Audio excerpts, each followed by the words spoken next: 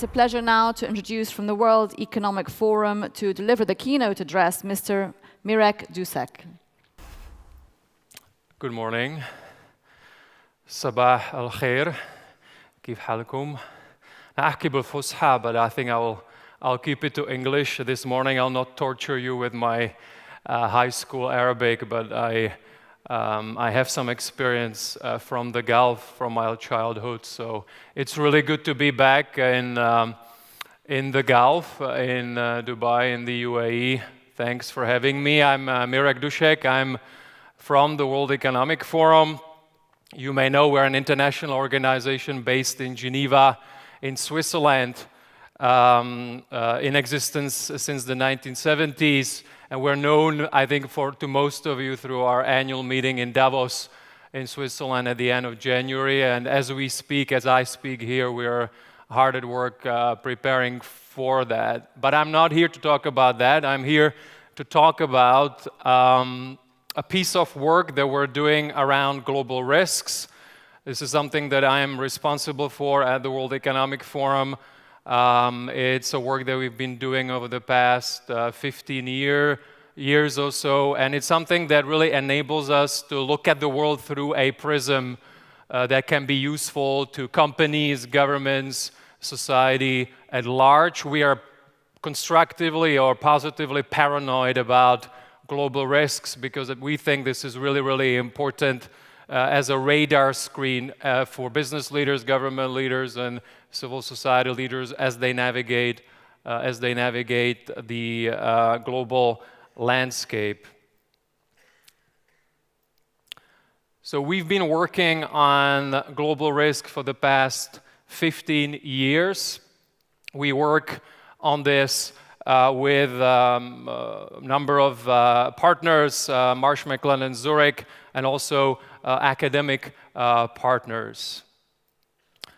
Last report, the one that we put out in January of this year, was titled Sleepwalking into a Catastrophe. So a very dramatic title, but we think this is really something that is very much attuned to what we're seeing in the international system. So there is this notion that there is this almost unconscious movement in a direction that is quite dangerous, this unconscious movement, and particularly around creating blind spots. So if you're moving, you better know where you're moving, and there was this sense that really we don't know a lot of the risks that are on the horizon. We're not fully conscious to what's ahead of us, and so that is really what we are trying to do with our work, why we work on global risks, so that we know about the knowns, but we also know at least that there are unknowns that are on the horizon, and of course we also keep on the lookout for the unknown unknowns. Let me just be a little more technical for a while, because I think it's important for you to understand how we actually construct our work around global risks. We rely on two surveys. One is what we call a multi-stakeholder survey. It's the first one, a global risk perception survey you see ahead of you. It's about 1,000 respondents. What is special about this survey is that it really covers the whole spectrum of society. So it should give you a 360.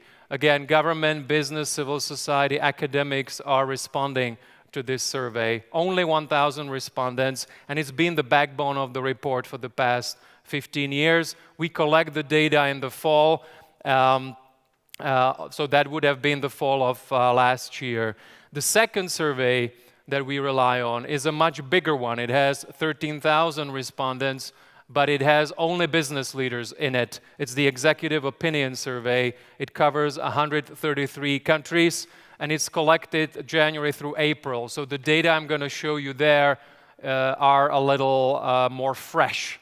And then we combine these two into some of the results I'm going to be showing you. But just to recap, that we have the one that is a little smaller but multi-stakeholder, so a more 360, and then there is the bigger one which has more respondents, but it's only business leaders.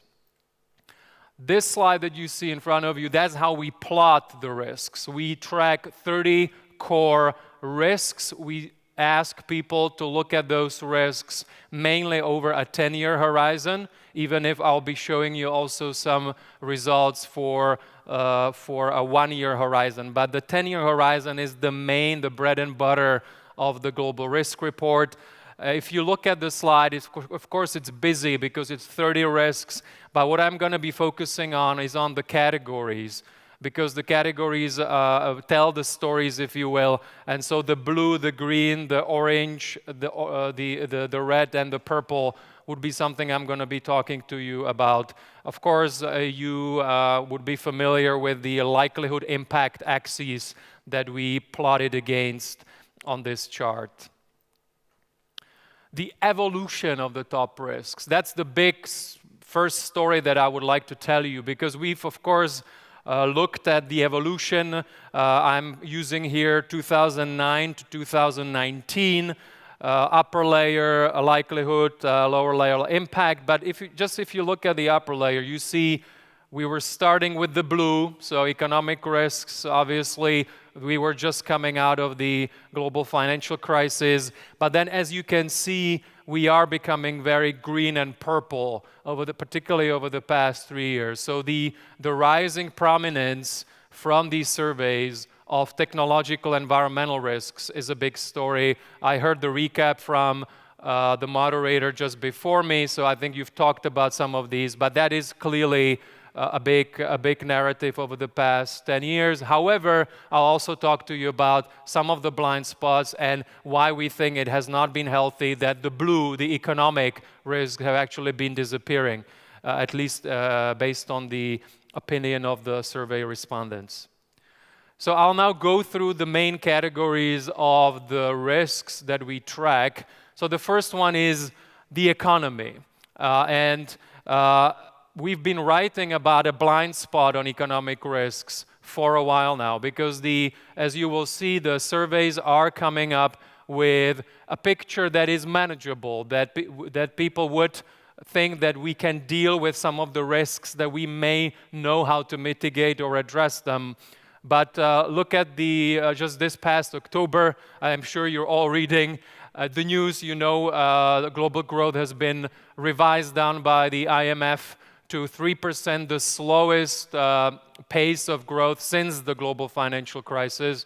We also see, sometimes a little self-inflicted, that the trade volumes, the total trade volumes this year will be the lowest in 10 years. The IMF is talking about a synchronized slowdown. And frankly, even the recovery after the global financial crisis, of course, it's been flat. It's not been enough. And so now we are at this point of a synchronized slowdown where some economies are even showing signs, recessionary signs. We're seeing slow growth in India, in China, in Europe, of course, and we are seeing different results on the United States as well. So really, the body of the global economy is not that well, and of course everyone realizes it now, but it is something that we've been writing about for some time. It's been a blind spot. The second one is indebtedness, corporate and public.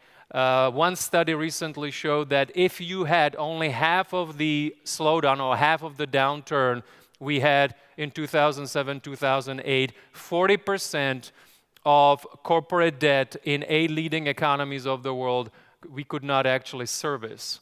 So it's the corporate debt, but it's overall debt levels are higher in the economy that were before the financial crisis. And of course, you all would know the story about some of the high debt levels that we see in developing economies, which has been something that people talked about for a while. So again, a structural structural risk that we've been tracking for a while. And the third one, not surprisingly, I think for most of you here, is inequality. We all are aware of the miracle of lifting millions of people out of poverty as a result of globalization over the past 20, 30 years. driven a lot by China, obviously, but other countries as well. We are also aware that there is this increasing research into how much inequality we're actually seeing rising within societies. Now, there is different research on that. There is some recent publications that are looking into the numbers and really trying to corroborate Piketty or not, but there is at least the perception that inequality within societies is rising. And if you look at one stat, you look at the transfer of public to private wealth, we're seeing a huge trend away from public wealth to private wealth within societies. Now, if you look at the surveys, that's why I've been talking about a blind spot on the economy, because economic risks, as you can see, the blue, it's the lower likelihood, lower impact quadrant for most of these risks. So really, there seems to be a sense of complacency among the multi-stakeholder community about, okay, maybe we've seen this risk, we can deal with them, or maybe they're not as severe. If you look, of course, at the short-term outlook for 1 year, we see there is this perception that there will be more economic confrontation and some issues around trade. But over the long term, which is this preceding slide, 10-year horizon, a possible blind spot. If you turn to the business perspective, though, which is a little fresher, mind you, but you can see how prominent the economic risks are for the business community, which I assume is most of you here in this hall. Fiscal crisis, unemployment, underemployment, energy price shocks would be some of the top ones. Just on the economic risk, a final thing is when we talk about the blind spot and the complacency, we need to realize that some of the things that we were able to do in 2007 and 2008 were really driven by a different era of international relations when there was this ability of the international community to come together and respond. You may remember the G20 response to the global financial crisis. We are now in a different era, and I'll talk about it, but this is something that, of course, would then weigh on our ability to respond. Moving to geopolitics, which is something that I just mentioned. So at the World Economic Forum, we do believe that we've entered a new era of geopolitical relations. We call it the multi-conceptual world because not only is the power more distributed among more nodes of power, but actually these nodes are behaving based increasingly on a different set of values, different historical experiences, different concepts of human security, national security, different histories, of course.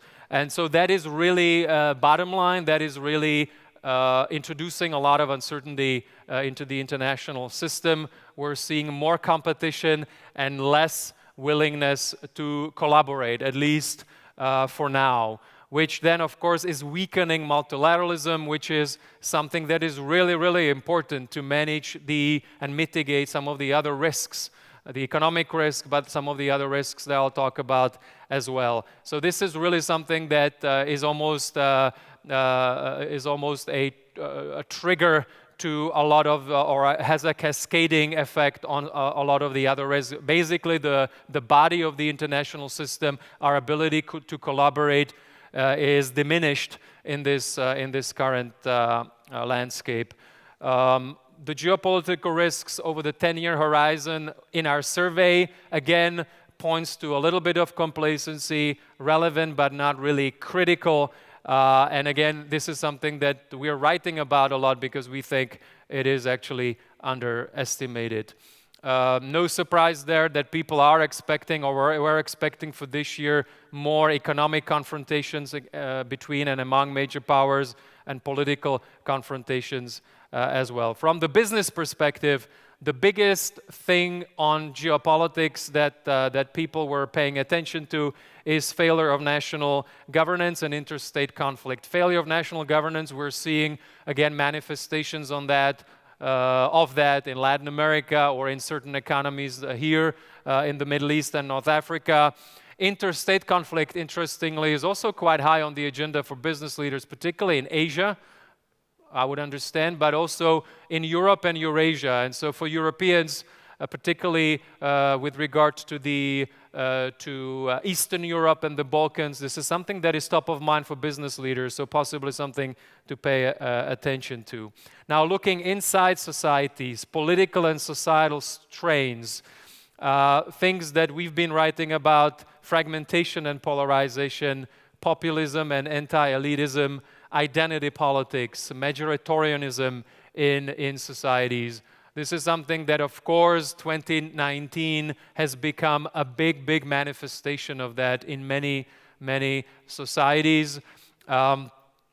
We see on the 10-year horizon that it's a scattered picture on the societal front, whereas we have some high likelihood, high impact risks here, particularly on large-scale migration. This is something that at least our experts in the multi-stakeholder survey felt was something that we need to pay attention to. In terms of the business leaders and how they view the risk landscape when it comes to societal risk, again, profound social instability was top of mind. And here, of course, this is something that goes to the core of what the World Economic Forum works on, and I think it came alive this year again with the U.S. Business Roundtable, the role of a company in society. And so the notion of stakeholder capitalism, being able to have companies feeling that they go beyond servicing the shareholders to really look at how they act in society vis-a-vis good governance, vis-a-vis environmental impact, vis-a-vis social impact is something that I think is top of mind, and I understand you talked about it here already as well. Climate and technology, which is going to be the two other categories I'm going to focus on. Going back to the evolution of risk, those are the big favorites. Those are the things that have been topping the charts consistently over the past 3 years. Again, 2019 became more of a wake-up call, a big manifestation of this risk with the movements that we see around the world.